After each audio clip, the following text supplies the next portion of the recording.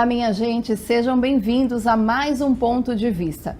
Vamos falar sobre a plataformização do trabalho. Empresas defendem como uma forma de oferecer mais flexibilidade e autonomia aos trabalhadores. No entanto, os dados e relatos mostram um cenário de precarização com jornadas exaustivas, baixa remuneração e falta dos direitos básicos. Diante disso, nós vamos conversar com a advogada trabalhista Thalita Garcês. Muito obrigada, Thalita, por vir até aqui compartilhar seu conhecimento. Olá, eu que agradeço o convite. É um prazer poder estar aqui hoje falando desse tema tão polêmico, né? Há muitas divergências, como nós falamos, em plataformização do trabalho. É um tema polarizado e eu acho que é importante esclarecer para a população o que se trata, né? Da famosa uberização, plataformização, trabalho por intermédio de plataforma, trabalho por 4.0. Exatamente. E a gente sabe que é algo muito comum, que tem acontecido muito, né? Eu acredito que até por conta do desemprego, o mercado de trabalho exige esses novos profissionais no mercado, né? Acaba sendo uma vertente para eles.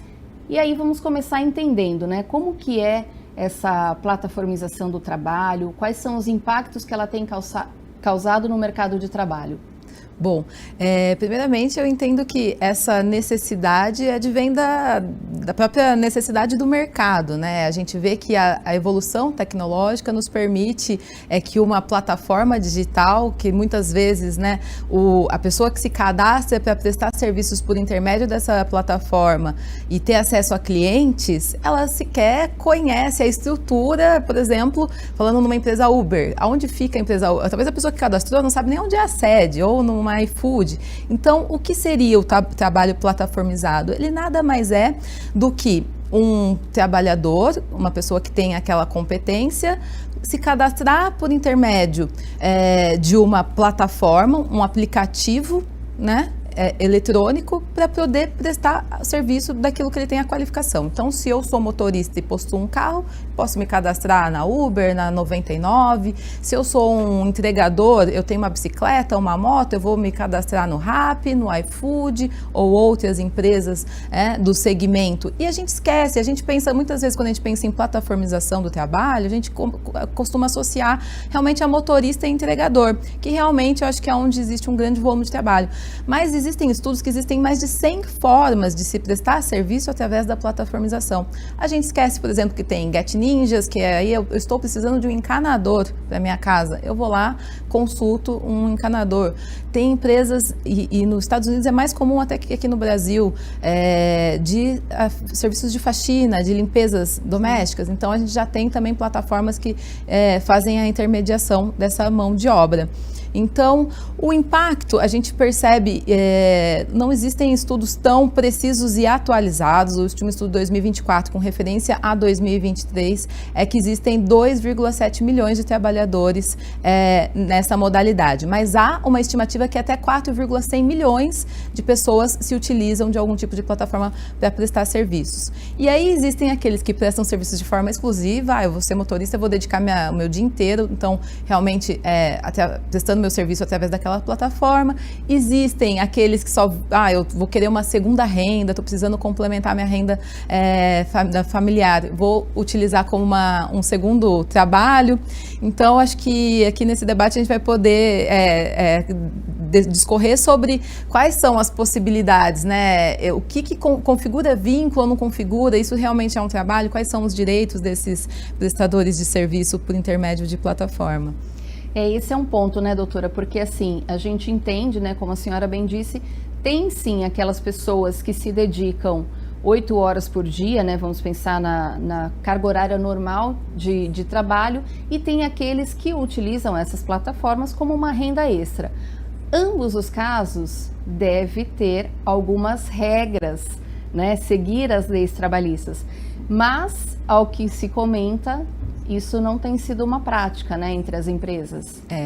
A discussão que se tem hoje, né, no cenário judicial, nós temos no STF, inclusive, uma demanda em que se discute existe ou não existe vínculo de emprego com trabalhadores plataformizados. No caso, essa discussão que está no STF, ela se trata de uma reclamação trabalhista contra a empresa Uber, em que o Tribunal Superior do Trabalho, ele reconheceu a existência de vínculo e em recurso extraordinário, a empresa Uber alega que não há a caracterização do vínculo tradicional e, por tal razão, o próprio STF suspendeu o julgamento, chamou uma audiência pública onde foram ouvidos sindicatos, membros de categoria, sindicato patronal, dos empregados e terceiros interessados para discorrerem, né, sobre essa questão.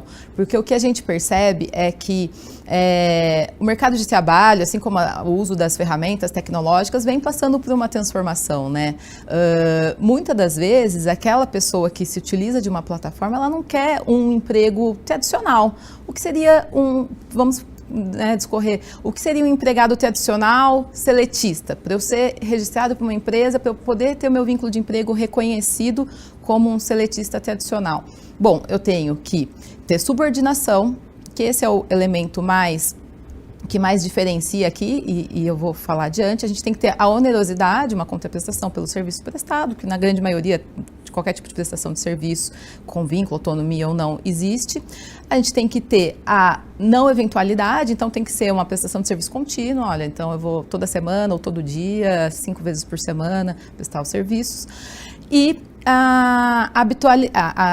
então são 4 requisitos: a subordinação, a continuidade, a onerosidade, e aí também se fala na questão da exclusividade, que pode ter exclusividade ou não, isso daí vai ter que estar expresso no contrato de trabalho. Então, a subordinação, o que se entende por subordinação? Se entende por uma estrutura. Eu tenho uma estrutura hierárquica na empresa e ele vai dizer como eu devo desenvolver meu trabalho. Olha, você vai prestar seu serviço das 8 às 6, com 2 horas de almoço, de segunda a sexta. Você vai realizar a limpeza, então você é faxineira, você vai limpar aqui esse ambiente assim, com esse produto, dessa forma. Ou, enfim. Então, ele diz como vai fazer, quando ele vai fazer e de que forma ele vai fazer o trabalho. E através da plataforma, ele muito se assemelha à autonomia, porque, veja, eu sei que eu tenho que prestar aquele serviço, mas eu que vou entender. Então, se eu tenho o meu carro, ele é um carro sem ar-condicionado, quando eu faço o meu cadastro, eu já sei que eu vou estar num perfil X daquela empresa, porque eu não vou oferecer o serviço com todas as qualidades exigidas. Eu vou poder ligar o meu aplicativo das 8 às 9, que é o horário que eu estou indo para o meu trabalho e tenho livre, e depois eu volto depois das 18 para prestar. Ou não, eu vou ficar das 8 às 22, porque eu preciso de uma renda X, então enquanto eu não atingir essa renda diária, eu vou continuar trabalhando. Então a gente percebe que a plataforma, a empresa, né, que tem a propriedade intelectual dessa plataforma, ela não tem esse controle sobre a pessoa que ali se cadastra. Então por isso que muito se discute, será que existe a subordinação? Ou será, inclusive, se discute, talvez, então tem uma subordinação porque o próprio cliente avalia. Então ao final da prestação de serviço, o cliente dá estrelinha ou não dá estrelinha, ou coloca lá se foi nota 5 ou se foi nota 2. Então, que existe uma forma de controle. Mas o que a gente percebe é que essa subordinação ela vem mudando a característica, né? Ela não é mais aquela propriamente dita de que eu tenho um gerente ou eu tenho um chefe que vai me dizer como, quando, onde eu devo prestar o serviço. Então, essa que é a grande discussão. Será que os algoritmos ou essas avaliações que o sistema permite que a empresa tenha um controle sobre esse prestador de serviço, sobre a qualidade do serviço que está sendo prestado, ela configura a subordinação? Então, a grande discussão hoje é essa, entende-se que não. E aqui eu acho importante a gente, né, ressaltar que eu acho que a gente tem uma lacuna, né, na lei, porque a partir do momento que a gente tem, acho que a gente tem que falar, a intenção do legislador. Uhum. A intenção do legislador, quando foi, né, a gente tudo bem discute a CLT dos anos 40, depois tivemos uma reforma em 2017 que criou novas modalidades, inclusive a autonomia com exclusividade, né, o trabalhador autônomo, tem também a questão do trabalhador intermitente, mas a gente, naquele momento, ainda estava passando, né, por uma transformação, que depois veio a pandemia, que potencializou, né, algumas questões desses trabalhadores que acabaram ficando até na linha de frente, os entregadores em específico até, né?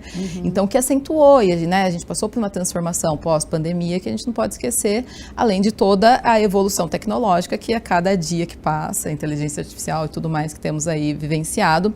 Então, a gente, o meu ponto de vista, né, até que o programa chama ponto de vista, é que a gente necessita de uma discussão realmente, né, com a sociedade. Eu achei muito interessante o STF trazer para esse debate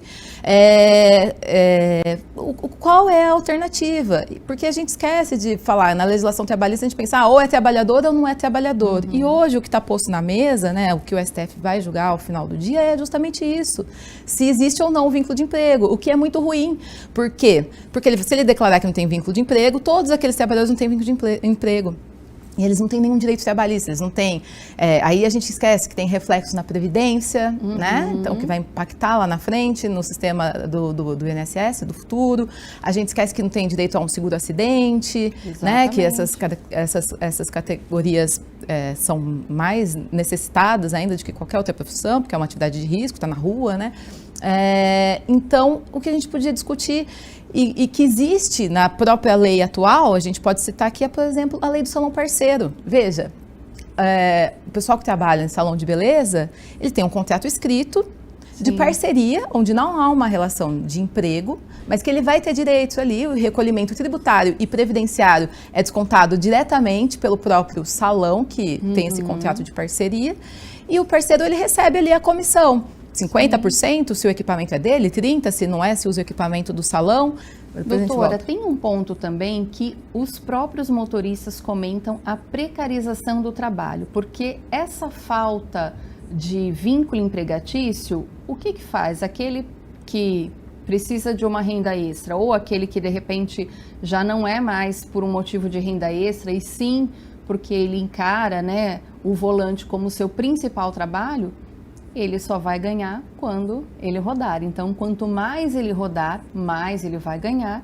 E assim ele acaba fazendo, muitas vezes, sem parar para almoçar, né? Exato. Trabalhando assim, horas a fio, seja no sol, na chuva. E isso acaba precarizando um pouco as condições de trabalho, né? Exatamente. A grande discussão que se tem é justamente a precarização, inclusive sobre o ponto de vista das jornadas extenuantes, né? Que esses trabalhadores, às vezes, aqueles que se dedicam de forma exclusiva a essa modalidade de trabalho, eles colocam como uma meta mínima. Olha, para eu poder, para fechar meu mês aqui hoje, eu tenho que fazer R$100 no dia. Então, enquanto ele não atingir R$100, ele fica lá à disposição. Ou, né, um exemplo aqui fictício, mas às vezes a pessoa fica 3, 4, 5, 8, 10, 15 horas prestando serviço, enquanto a gente sabe que o limite da jornada diária seria de 8 horas.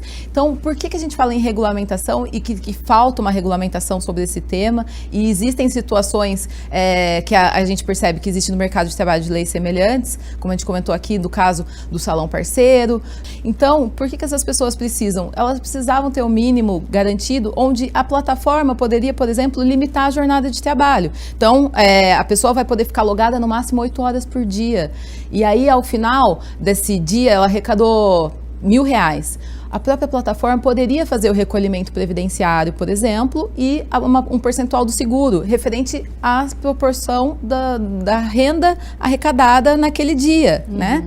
Então, a gente tem mecanismos, né? O sistema hoje é muito inteligente, as tecnologias, as ferramentas permitiriam, de uma forma muito tranquila, que essas empresas dessem o mínimo de garantia. Porque o que a gente percebe também, que existe uma discussão e os trabalhadores, algum deles, eles querem o mínimo de direitos, né? Mas eles também não querem mais ficar moldado naquele formato antigo. Olha, você vai ter que trabalhar 8 horas por dia, porque essa obrigação talvez é essa nova realidade do mercado de trabalho. As pessoas já querem ter essa flexibilidade, que se diz, essa autonomia de dizer quando eu vou prestar o serviço e como. Né? Exatamente. Então, eu acho que a grande discussão é essa. E aí, o mínimo de direitos precisam ser assegurados. A pessoa, qualquer prestador de serviço, ele tem que fazer os recolhimentos previdenciários. Isso impacta na aposentadoria, impacta no afastamento, num acidente, doença, tudo. Então, para ter até mesmo essa assistência no futuro. Porque como que vão ficar esses trabalhadores lá na frente? Será que vão conseguir se aposentar? Quando vão conseguir se aposentar? Né? Uma segurança mínima. Exato. Isso é o mínimo de dignidade. E uma questão, sem dúvidas, que seria necessário também segurar, especialmente para entregadores e inclusive motores que estão expostos a riscos de assalto e outros, seria a questão de um seguro, né, obrigatório, né, dessas empresas. Então, eu acho que a discussão tem que ir além da existência. Tem vínculo de emprego ou não tem? Aí se vai ter direito a um bônus, se vai ter direito a um 13º, se vai ter direito a férias, FGTS. Eu acho que tudo isso cabe essa discussão, mas eu acho que o mínimo, né, previdenciário e de seguro, em caso de acidente, essas pessoas merecem, e esse debate tem que ir mais além se é um vínculo tradicional ou não, e por que não uma outra forma, o que ainda não temos uma lei que abarque, que discute isso. Poderia se enquadrar como uma subordinação, mas a gente não pode esquecer, a legislação, quando ela foi criada, será que ela tinha essa característica que é atual do mercado de trabalho, e não só para os plataformizados, a gente vê que vem uma evolução para todos os outros segmentos também, né? Eram outros tempos, né, doutora? Exatamente. Outros tempos, e assim, essa questão da pandemia, ela transformou muito o mercado de trabalho. E as pessoas acabaram também ali, durante a pandemia, se transformando, né, se adaptando a uma nova realidade, e que para algumas foi ótima essa nova realidade, então continuam, né, querendo trabalhar neste formato. Então, por que não, né, ceder um pouco, dar a esse colaborador a oportunidade de trabalhar ali de uma forma mais flexível, né, nesses moldes mais atuais, mas é claro, sem esquecer que é um ser humano e que precisa ter o mínimo de dignidade, né? Sem dúvidas, o mínimo de dignidade. Então, o que, além dessas questões previdenciárias, essa questão da jornada, poderia haver um limite. Olha, até porque coloca em risco terceiros, né? Imagina um motorista ou um entregador trabalhando acima de 12 horas, 8 horas. Normalmente a legislação permite 8 mais 2, né? Diárias, né? Uma jornada extraordinária. Então, no máximo, chegando a 10 horas diárias. Porque uma pessoa que vai estar transportando um passageiro ou fazendo uma entrega, colocando em risco terceiros que estão no trânsito, com jornadas estando 12, 15 horas, porque para se garantir o mínimo, né, de dignidade, porque ela precisa daquele mínimo para se manter, né, no seu lar. Então. Tem uma iniciativa que se chama App Justo. Essa iniciativa, ela pode ser considerada uma alternativa para esse tipo de colaborador, de repente uma remuneração justa dentro desse capitalismo, dentro dessa plataforma? Sem dúvidas.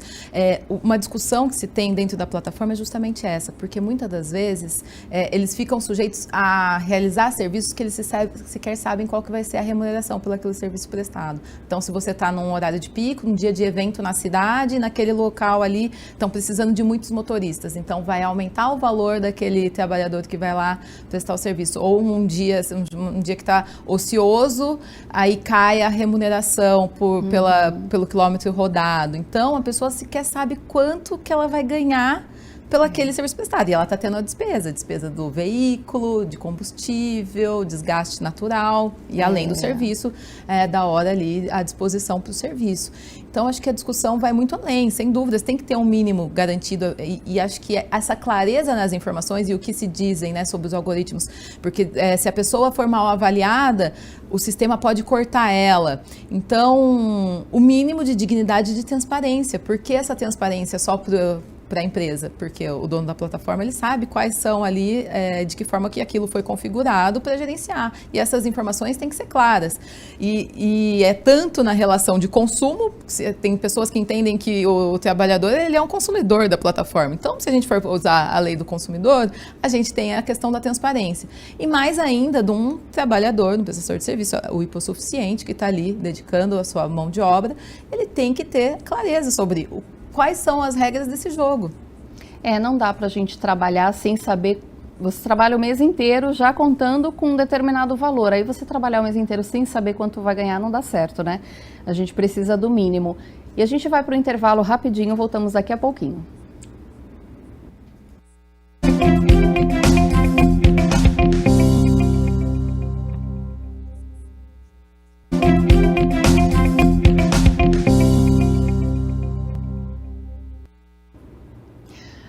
Olá, minha gente, voltamos com mais uma parte do Ponto de Vista, falando aqui sobre vínculos empregatício, plataformização do trabalho, ou uberização, se esse termo for mais comum para você. Ao meu lado está a doutora Thalita Garcês. Doutora, muito obrigada por compartilhar com a gente seu conhecimento. Vamos voltar a falar sobre a questão de regulamentação, né, dessa questão dos motoristas por aplicativo. Existe um outro termo que as pessoas falam sobre pejotização, né, que são os profissionais que eles têm um contrato PJ, pessoa jurídica. É também o caso de motoristas por aplicativo ou não? É diferente? É uma outra discussão? É uma outra discussão. Aqui o que a gente percebe é que os trabalhadores por aplicativo, eles têm que ser sempre contratados por intermédio de pessoa jurídica, pessoa física. Toda vez que ele vai fazer o cadastro lá, ele não aceita a pessoa jurídica. Então tem que ser pessoa física, que ele vai pesquisar o histórico, tem que mostrar todas as condições de aptidão como pessoa física. Não pode, então, um motorista, um entregador ser contratado como pessoa jurídica. A discussão que tem no STF hoje sobre a pejotização, o pessoal fala pejotização, meização, porque contrata empresas para prestarem serviços com uma natureza de autônomo, acaba muitas vezes a pessoa, não existe uma estrutura de uma empresa, é a pessoa, o sócio ali que presta o serviço, né? De forma individual, não tem outros empregados para poderem ir lá prestar serviço, essa é a pejotização. E o que o STF hoje vem decidindo sobre o tema é que pode uma empresa contratar uma pessoa, ainda que seja uma MEI, né? Então é a única pessoa ali que está prestando o serviço como PJ, sem que isso configure o vínculo de emprego, né? A gente sempre fala que, quando a gente fala em direito do trabalho, a gente fala em reconhecimento de vínculo de emprego, especialmente, a gente fala em contrato realidade. Lógico que, se houver um vício de consentimento, veja, fui contratado e no momento da contratação houve algum vício, uma coação, uma ameaça, ou a pessoa não tinha, talvez aí vai ter que comprovar, né, que não tinha os mínimos de conhecimentos necessários para ter ciência daquele ato que ela estava praticando, foi induzida ao erro, aí ela pode pedir uma nulidade, falar, ainda que eu tenha sido contratada como pessoa jurídica, esse contrato tem um vício, não é válido. Então, por isso, se pede o reconhecimento de vínculo de emprego. Então, hoje, o que a gente vem percebendo é que as únicas hipóteses dessa pessoa contratada como PJ ter uma nulidade e ter o seu vínculo reconhecido é se houver essa situação de fraude, que a gente costuma dizer na contratação, né? Então, o que difere da questão dos trabalhadores plataformizados, porque aqui no trabalhador plataformizado, ele é contratado pelo intermédio da pessoa física dele mesmo. Então, ele não precisa criar uma pessoa jurídica para ser contratado. E o que é curioso quando a gente fala, né, nessa situação, e é muito polêmico, as pessoas falam, mas o trabalhador, às vezes, ele fala que ele foi induzido ao erro, não tinha muito bem ciência daquele ato que ele estava praticando, ao se cadastrar numa plataforma para prestar serviço, que ele não ia ter os direitos, mas no momento dele contrair um empréstimo com o banco, ele tem ciência para aquele ato, porque a consciência dele é só para praticar alguns atos e outros não. Então, assim, é uma discussão que vai muito além. Hoje, o judiciário, para se ter uma ideia, quando se discute a questão dos trabalhadores plataformizados, 70% dos juízes de primeiro grau entendem que não existe vínculo de emprego tradicional, né? O vínculo seletista que nós falamos. E esse é o grande problema, no meu ponto de vista, a discussão ficar limitada a ter ou não o vínculo. Aí, já no Tribunal Superior do Trabalho, né, o entendimento é 4-3. 4 das turmas entendem que existe vínculo e 3 entendem que não existe vínculo. E o STF ainda não se posicionou sobre o caso do vínculo dos trabalhadores plataformizados. Existe uma ação que nós comentamos anteriormente, que está suspensa lá, pendente de julgamento, que foi chamada uma audiência pública no final do ano para se debater essa temática. E que ela vai ter, a partir do momento do seu julgamento, ela vai ter efeito erga omnes, que a gente fala, atinge todos os outros contratos. Então, quer dizer, todos aqueles que reclamarem se existe ou não vínculo, se o STF falar não tem vínculo, não tem vínculo mais para ninguém nesse tipo de hipótese de trabalhador plataformizado. Então a gente percebe que existe uma grande polarização sobre isso, né? Aí, muitos entendem já que o vínculo por si só, a subordinação, penso eu que seja hoje o principal olhar que deve se ter para falar, não, a subordinação mudou, o algoritmo realmente tem esse poder de dirigir o trabalhador, já que ele é penalizado se ele não fizer uma boa entrega, a comida chegar virada dentro da embalagem, ou se o motorista não for cordial com o seu passageiro. Então, será que essa subordinação por essa avaliação do cliente vai configurar vínculo ou não? Então, eu acho que a gente tem que entender esse novo elemento de subordinação. Muitas pessoas entendem que a subordinação poderia ser também pela necessidade do trabalhador. O trabalhador, ele tem a necessidade de prestar serviço para ter uma contraprestação. Então, ele, por si só, existe uma subordinação. Existiria uma subordinação de todos. A partir do momento que eu preciso, né, de uma renda para a minha subsistência, eu me submeto a qualquer tipo de trabalho até que eu atinja o mínimo digno para a minha sobrevivência. Então, o que a gente entende, né, do que a lei atual, a intenção dela não foi essa. A subordinação é aquela clássica, estrutural, em que o empregador vai poder ditar quando vai ter a prestação de serviço, como, quando e onde. Eu não posso dizer que eu tenho um empregado se eu sequer posso exigir que ele trabalhe hoje. De repente, hoje está tendo uma necessidade, todo mundo resolveu usar o transporte de aplicativo para se locomover e não tem motorista disponível na rua. Então, e aí a Uber não pode mandar uma mensagem, olha, você tem que vir trabalhar hoje, a 99 também não, e as outras demais empresas. É o que acontece com os entregadores em dia de chuva. Exatamente. E é muito triste o que ouve-se dizer é que em dias de chuva ou em que há um excesso de demanda e não tem entregadores suficientes na área, eles acabam dando bonificação. Então, por exemplo, se você fizer 10 entregas no período de chuva, você vai ganhar um bônus ao final, sei lá, de R$100. E dizem que a plataforma é tão sacana que a hora que chega na 9ª entrega, não vem mais corrida para essa pessoa. Então, a gente percebe que ela tem esse poder de manipular e por isso eu acho que falta uma regulamentação, que as regras têm que ser claras. Então, você vai receber uma corrida, se você se submeter a esse tipo de situação, você vai ter pelo menos um direito proporcional, né? E a regra tem que ser clara ao limite da jornada para evitar acidentes, que a gente vê o número de acidentes no trânsito aumentando. Então, limitar a jornada para esses trabalhadores, né? Não precisarem se submeter a jornadas de 15 horas para poder ter um mínimo garantido para a subsistência.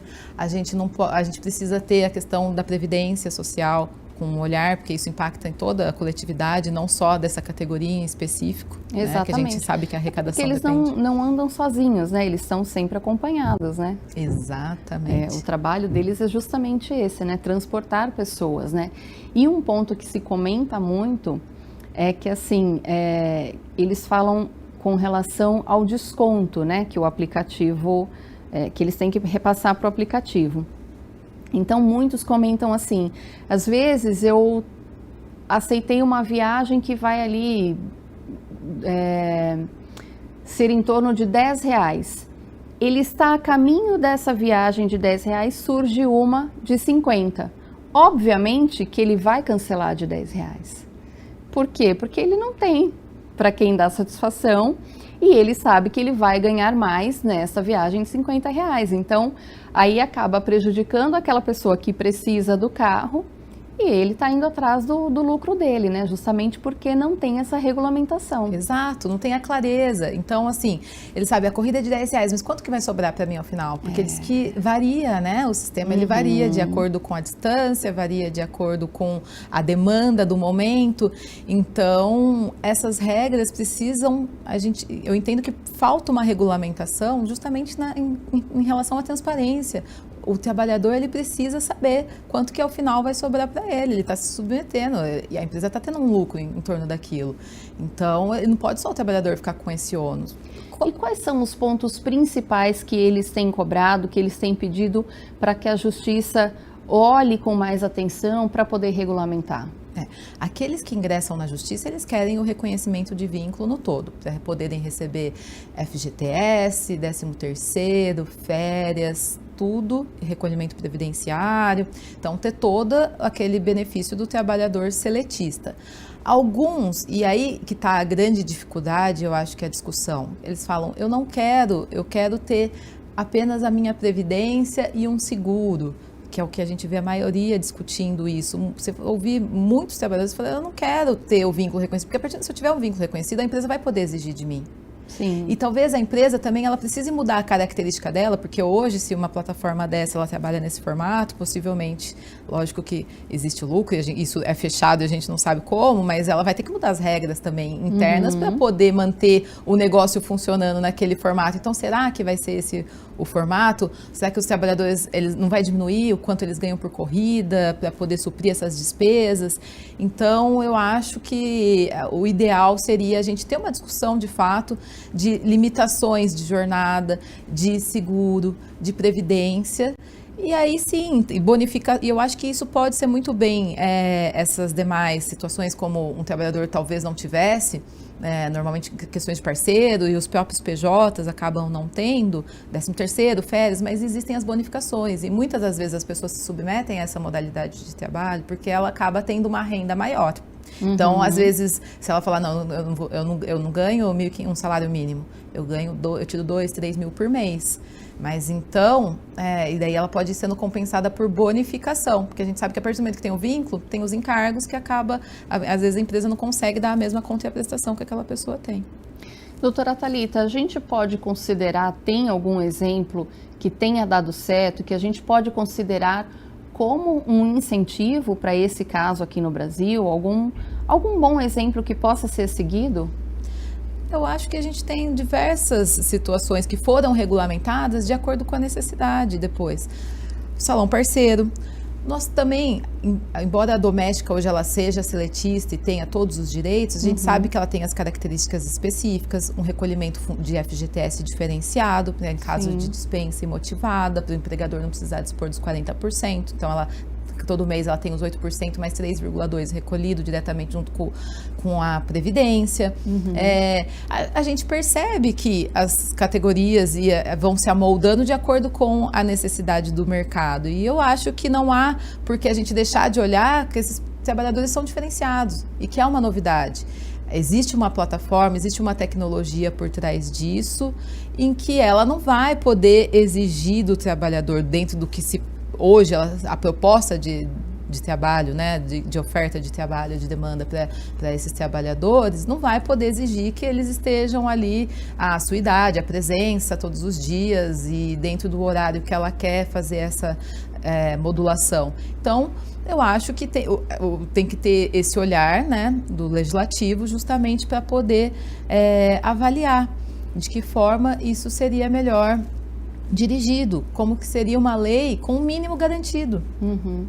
Representante de vendas seria um bom exemplo também a ser seguido? Representante comercial é um outro exemplo que veio por muitos anos, eles acabavam pedindo vínculo de emprego, para entender que se amoldava numa figura de vendedor e houve um debate enorme na Justiça do Trabalho por muitos e muitos anos, da mesma forma polarizado, reconhecendo o vínculo, não reconhecendo, mas veja, o representante de vendas, ele pode ser pessoa física e jurídica, a lei permite contrato nesses dois formatos, e com autonomia, sempre. Ele vai dizer para qual empresa ele vai querer abrir a região dele, em qual região ele vai vender, da mesma forma que o motorista, se ele falar, naquele bairro eu não vou, ele consegue recusar a corrida. Da mesma forma, o representante de venda, surgiu uma oportunidade de venda num outro estado que para ele não vai compensar, ele não vai abrir aquela região. Ele vai saber quais fornecedores são interessantes para que ele se cadastre para poder representar a marca. Então, a mesma coisa que acontece aqui na plataforma. Então, eu acho que tem muitos exemplos que a gente pode seguir e há uma resistência muito grande, né? Porque daí fica nesse embate puro e simples. Não, para mim não tem vínculo. Não, para mim tem vínculo. Trabalhador, tem que ter todos os direitos.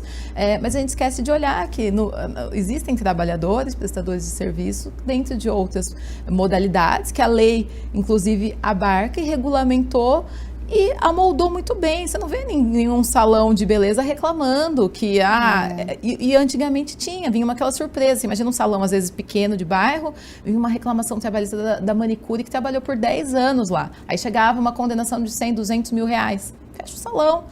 Né? A mesma coisa dos representantes comerciais. Você pegava uma empresa e vinha uma pequena empresa ali do ramo alimentício que está começando, por exemplo, e precisa expandir no mercado brasileiro, tinham representantes, depois vinham pedir reconhecimento de vínculo.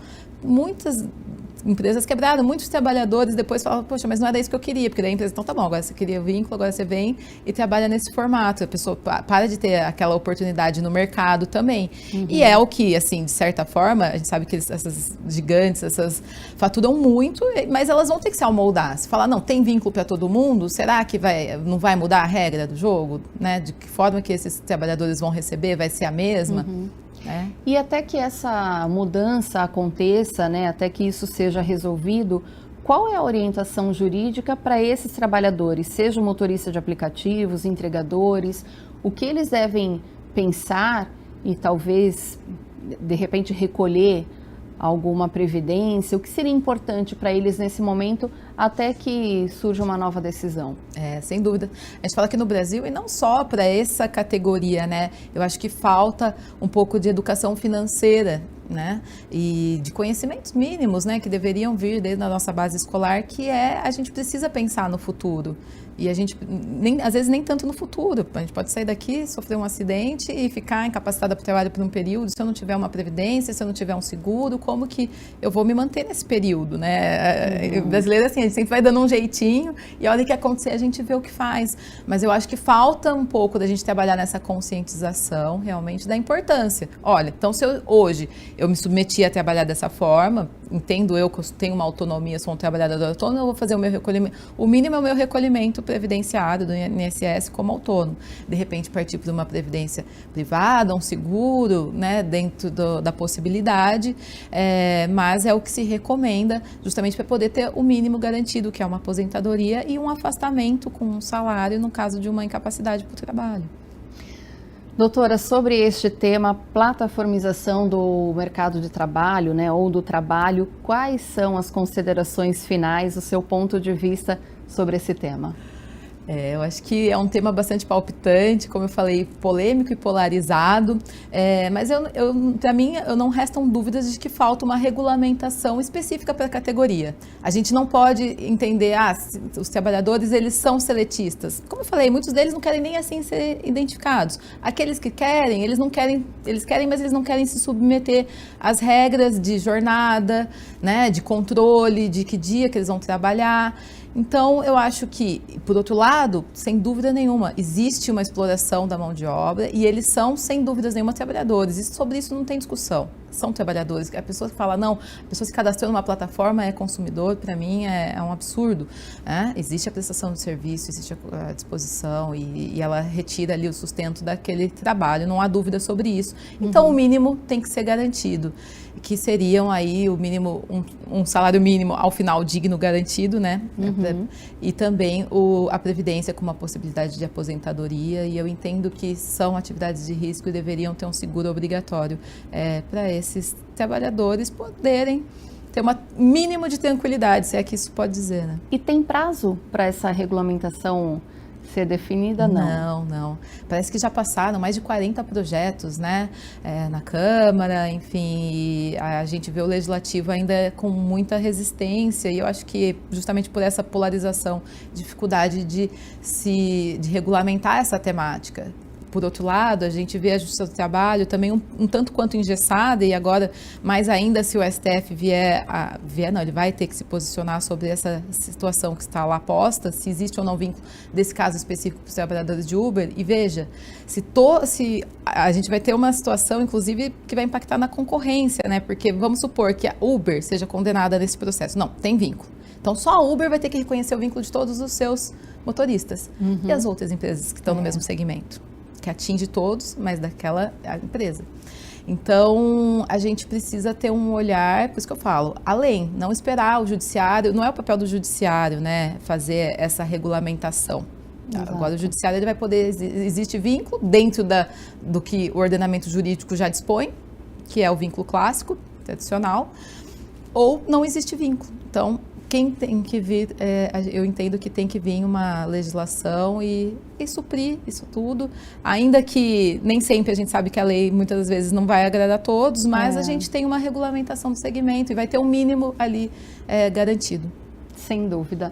Doutora, muito obrigada mais uma vez por vir até aqui, comparecer, compartilhar seu conhecimento e agora vamos aguardar, né, os próximos capítulos dessa história. Sem dúvidas, eu que agradeço o convite, foi um prazer poder bater esse papo aqui com vocês e fico sempre à disposição. Muito obrigada. Obrigada a você também que nos acompanhou pelas telas e continue agora com a nossa programação.